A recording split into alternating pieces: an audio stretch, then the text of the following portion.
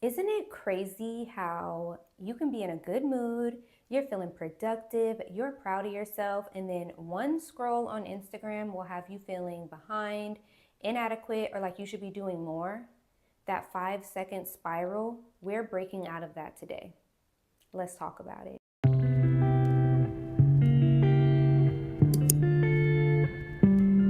Hey guys, welcome to my channel. If you are new, if you're not new, then welcome back.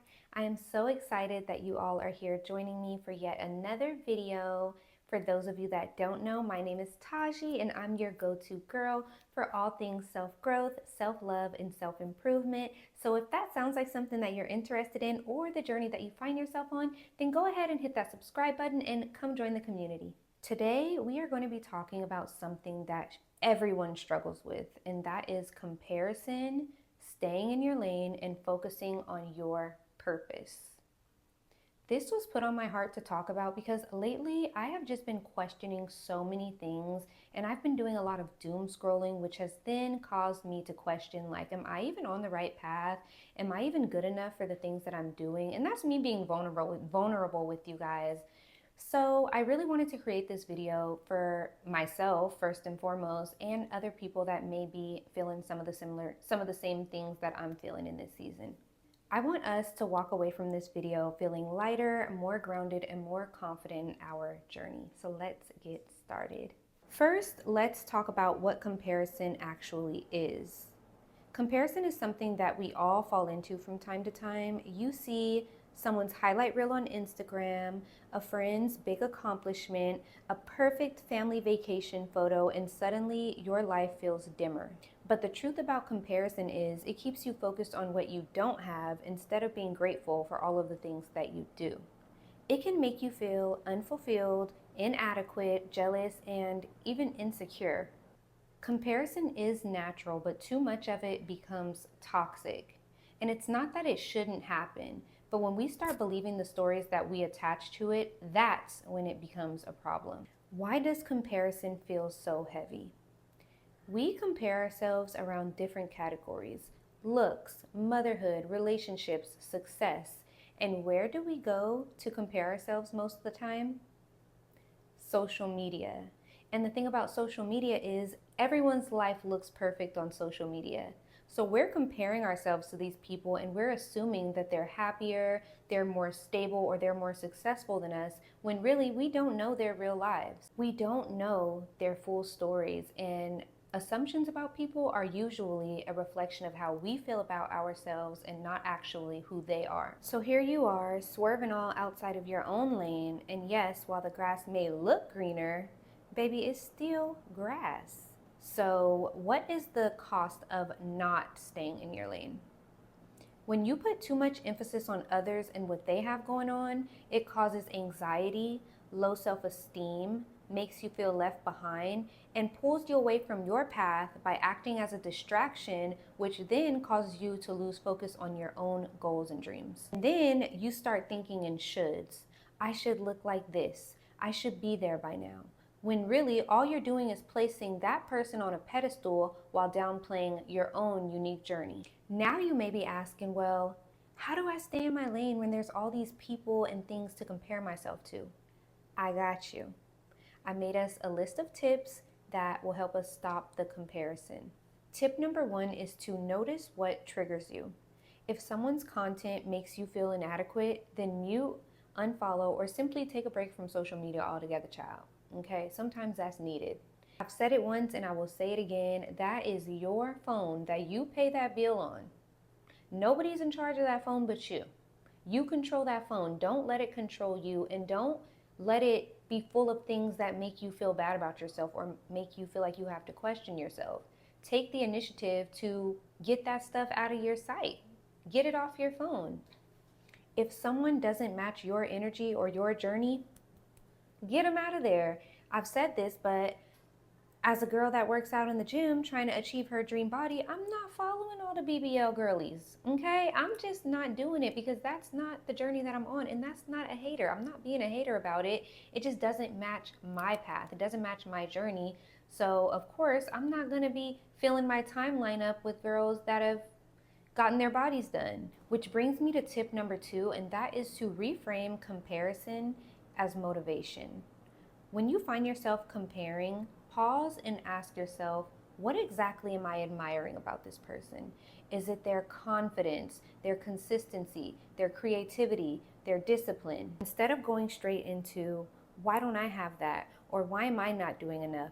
Try shifting to, oh, so this is showing me what's possible, or if she can do that, then I know that it's absolutely available to me too. When comparison triggers something inside of you, it's not always jealousy. Sometimes it's clarity, and it's showing you where you want to grow. So instead of letting it shrink you, let it guide you to the person that you are becoming. And the beautiful part about it is when you start using comparison as information instead of a weapon against yourself, you detach your self-worth from someone else's timeline and start seeing their success as an inspiration instead of evidence that you're failing. Moving on to tip number 4, and that is to celebrate your progress. Even your small daily wins, keep record of them and acknowledge them, because that is what builds your confidence and keeps you focused on growth. You have to feed your brain dopamine, even in little tiny amounts, for things that feel like they're not worth it. They absolutely are. So I challenge you to write down one tiny win every single day, whether you're using your notes app, a planner, a journal, whatever you got to do, get it done. And when you look back, you'll realize that you're becoming someone that you once prayed to be. Growth feels slower when you don't pause to acknowledge it. When you celebrate your progress, your brain learns to associate effort with reward, which in turn causes you to be more consistent. Consistency builds when you're proud of yourself. Tip number 5 is to focus on your why. You have to identify what your mission, brand, or personal goals are, and you need to lock in on them. Comparison creeps in when you start to lose sight of your mission. When you don't know what you're working towards, you naturally start checking what everybody else is doing to look for a sense of direction. But when you're rooted in your why, you stop looking sideways and start looking forward. When your own why is strong, you don't feel pressure to match someone else's timeline, recreate their routines, chase their aesthetics, or force their lifestyle onto your own, because you have your own blueprint. When you know your own lane, you're not competing anymore because you're too focused on your own progress. And then you can celebrate others without feeling threatened. Tip number 6 is to invest in yourself. When you're investing in yourself, you're telling your future self, I see you, I believe in you, and I'm building for you. And that alone keeps you rooted in your own lane. Instead of scrolling other people's progress, invest in reading, journaling, therapy, skill building, routines, habits, because the more you expand internally, the less you care about outside noise. Investing in yourself also means protecting your input. Follow women who inspire you and unfollow people or things that trigger your comparison. Limit the chaotic content that you consume. I understand that a lot of women watch baddies these days or shows like that with all the fighting and the drama, but let's be real, what is that really doing for you mentally? How is that helping you elevate internally? Also, you have to limit and put emphasis on what you're listening to. I love Cardi B's new album, don't get me wrong, but I cannot listen to that all the time. I'm working on my financial literacy. I'm working on healing past traumas. I'm working on being a better woman. So I have to listen and watch things that are aligning with where I'm going, with the path that I'm on. Also, invest in habits that deepen self-respect. When you invest in things like cleaning, skincare, workout routines, you naturally feel more proud of yourself, which, like I said before, helps build confidence. And when it comes to buying things, spend your money on things that will elevate your daily life and not things that you feel will impress others. Small things absolutely count, whether that's a candle, a journal, a new lip combo, soft pajamas, or a cute water bottle that helps you drink more water. These things are not small. They remind your subconscious that you matter. And lastly, but most importantly, take the time to invest in yourself. Learn to understand your triggers, your cycles, your energy level, your gifts, your calling. The woman who understands and knows herself isn't comparing because she's too busy becoming. Your journey is unfolding exactly as it should. And when you stay in your lane, you create space for confidence, clarity, and peace. You deserve to live a life that feels good to you, not one made for comparison. So do it for you. And that is all that I have for you guys today. But before you go, I want you to comment one thing that you are appreciative about in your life right now. And if you found this video helpful, share it with a friend. Don't forget to like and subscribe so that you can meet me here next week. Bye.